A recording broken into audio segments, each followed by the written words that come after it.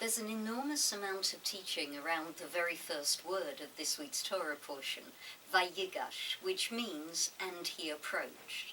On the surface of the text, this is Judah approaching Joseph to plead for Benjamin's life.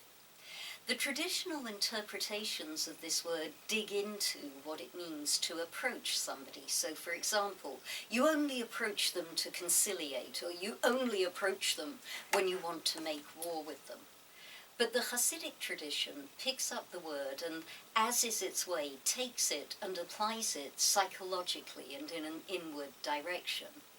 Rabbi Simcha Bunim, who we know because he's the one who said that you walk around in the world all the time with two pieces of paper, one in each pocket, Rabbi Simcha Bunim said that the truth of Vayigash is that it's a bracing of the self, an approach to one's own inner resources that needs to take place when we want to have a difficult or authentic conversation.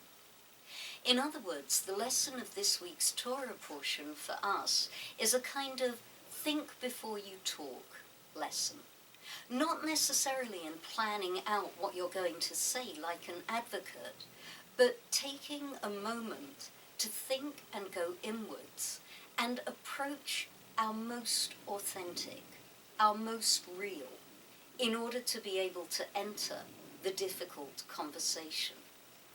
If we think maybe about a difficult conversation we had this week, and if we think also about the fact that we live in a culture where, for example, on Facebook, thoughts get thrown out and published without very much thought before and with very hurtful consequences, we can begin to understand the deep wisdom of Rabbi Simcha Bunim's teaching.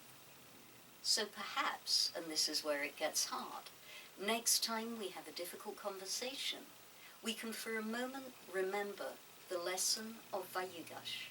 We can go inward, we can brace ourselves, we can contact our greater and deep authenticity, and then, and only then, let ourselves into the conversation.